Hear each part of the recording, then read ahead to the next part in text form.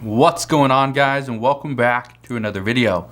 So in today's video, we are going to address the $1,800 checks that are coming in December. We're going to dive into the stimulus update. I want to explain to you guys why consumers are being hurt by theft across the country, and we'll dive into why President Biden is pressing to get the Build Back Better Act passed immediately. A lot of good news coming out today, but here's what we know. Now, I just want to readdress something that I talked about last week. That last week was the final time that people could go in, or parents could go and input their information on the IRS portal for the child tax credit payments.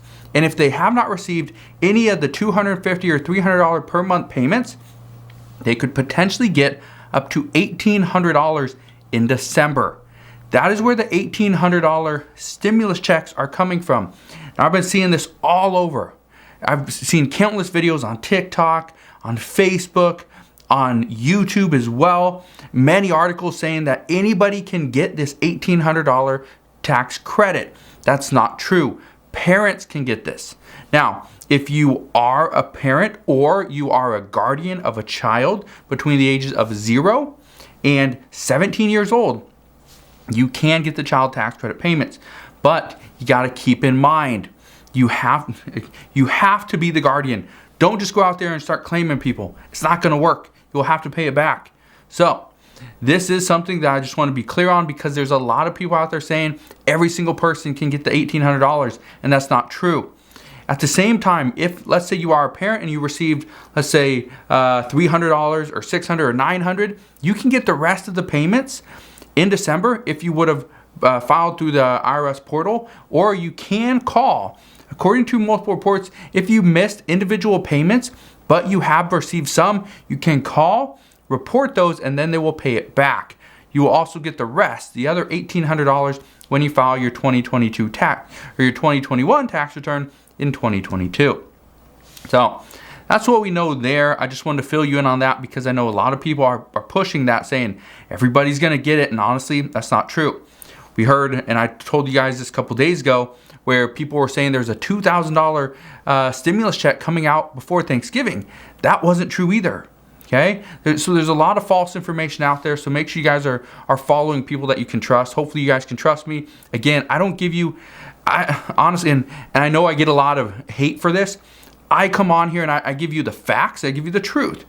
The problem is, some of the facts that I'm giving you, it's not the greatest news. This isn't the greatest news, but at the same time, this is the facts. So I get a lot of crap from people, and I understand, and I completely understand it, that I'm bringing more the bearer of bad news. But again, I want to bring you the facts. So, and again, if you guys have given me any hate or anything in the comments, I understand. Don't worry about it. I'm not hurt by it. I love all the comments that you guys give, whether they're good or bad. As long as they're constructive criticism, I completely accept it. All right? That's all I want to say there. But now let's get into what President Biden says today regarding the Build Back Better Act and why he says this must pass. First, he says this would provide needed relief to many people, because it would give them a decrease in the amount of money that they have to pay out every single month. It would lower their bills. Now, you're probably thinking, well, how does this lower my bills? Do I get a stimulus check? Are they going to take away some of my bills? Am I going to have a utility tax credit? Is some of my utility payments going to be paid for me by the government? Well, there's a lot of talks on that, but here's what is in this bill. First off, there would be additional assistance for parents and children. We would see that childcare is going to be more affordable, because it's going to cap the amount of payments at 7% of your income. That's actually pretty big. Raising children would also be easier, because obviously we still have that $250 or $300 per month child tax credit payments.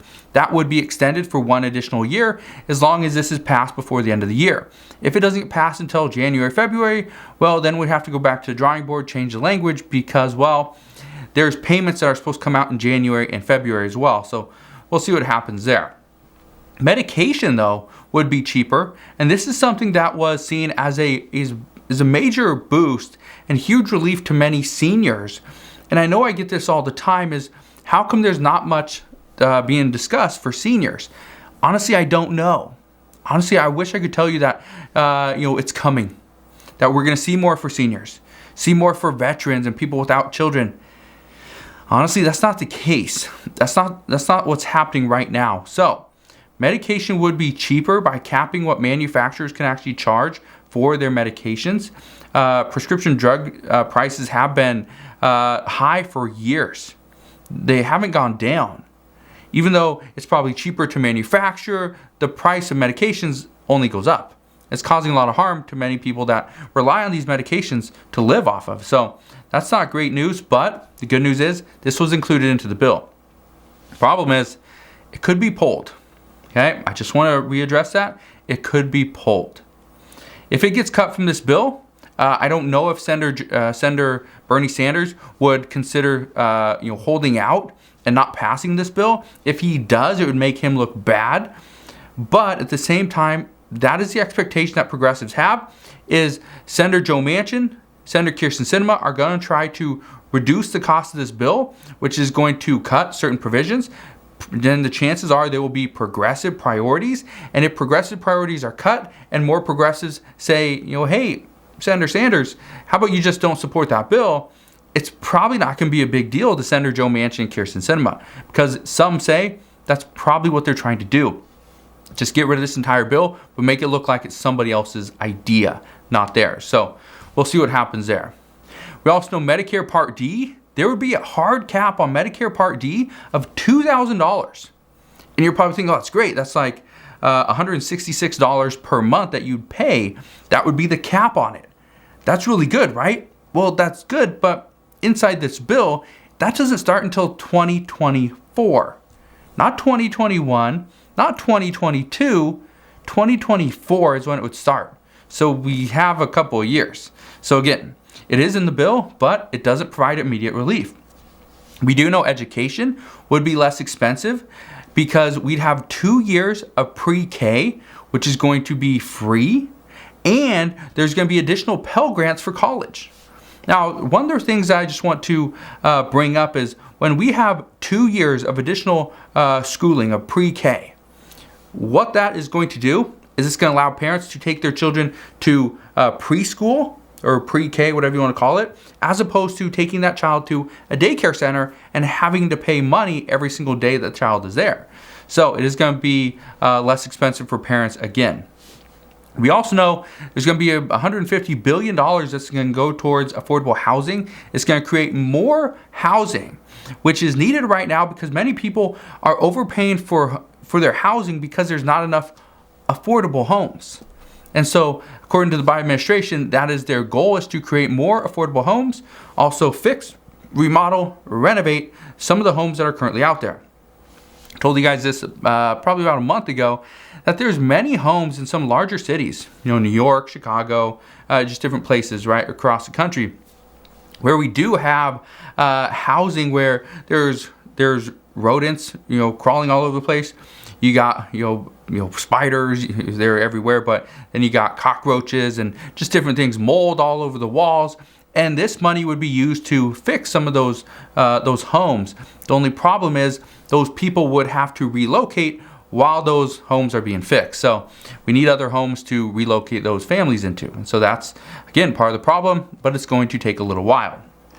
But according to President Biden, those are all good things. Those are all things that we need. We need to provide here into the economy, into the American people. So we'll see what happens there. But as I know more, I promise I'll fill you in on all the latest news and updates. We do know that President Biden also stated that stores will be stocked this Thanksgiving. So if you're looking for a turkey, you're looking for certain foods, just understand stores are going to be stocked, and stores will be stocked throughout the holiday season. He went on to say, and I quote, "More goods are moving more quickly and more cheaply out of our ports onto our doorsteps and onto store shelves." And just from looking around where I live, I can tell you right now, there are shipping containers outside of Walmart and Target and other larger retail stores, grocery stores as well. So I'm not thinking that we are going to see a huge shortage.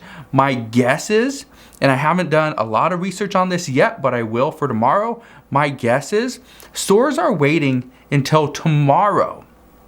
Stores are going to wait until Wednesday to put out more supplies, more products, because they know if they put them out over the weekend, chances are they would sell it very quickly and they would have nothing left after Thanksgiving. So my guess is these products are going to start hitting the shelves tomorrow, and then we'll see obviously a bunch of stuff, Thursday and Friday as well. So we'll see what happens there. But the good news is more stuff is hitting the shelves.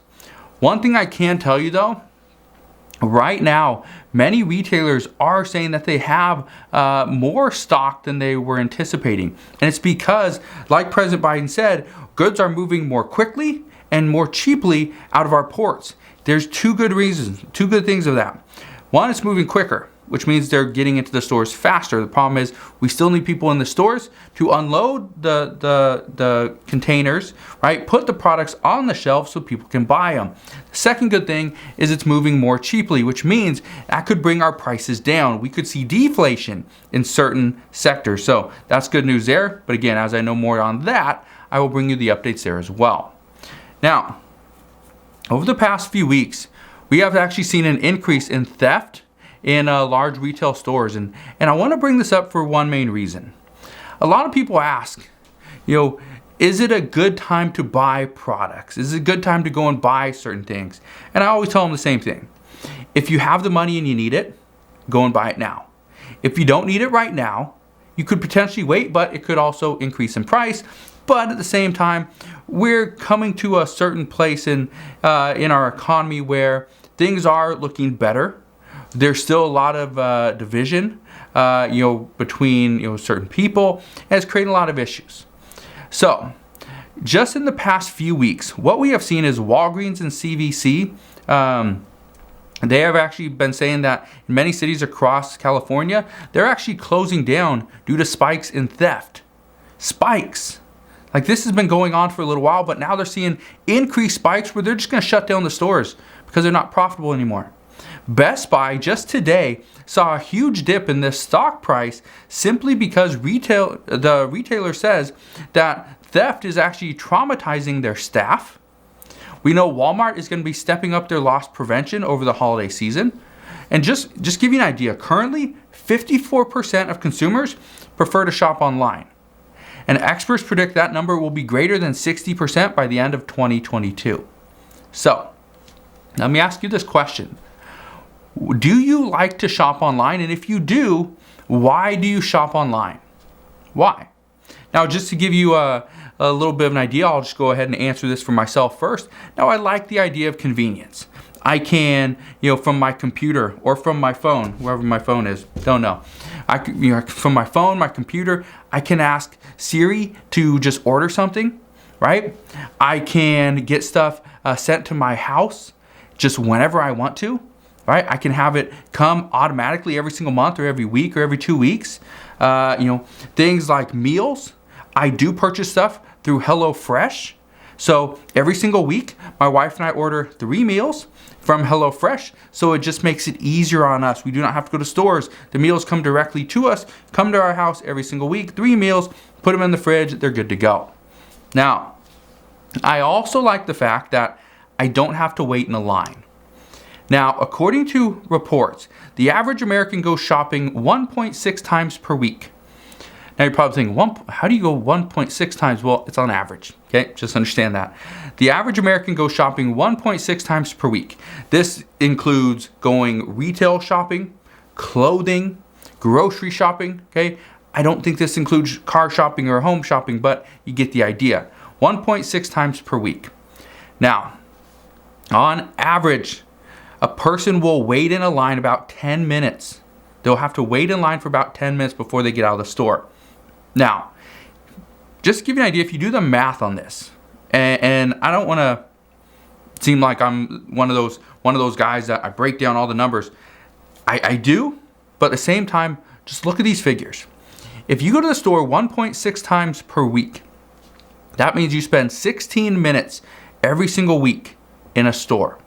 Over 52 weeks, you would spend over 800 minutes That is 13.8 hours per year that you would spend in a line at a grocery store, retail store, whatever. 13.8 hours if you only go 1.6 times per week. Now think about that. What could you do with an additional almost 14 hours per year? What could you do? Could you start a side hustle, start making a little bit extra money? Could you maybe work out?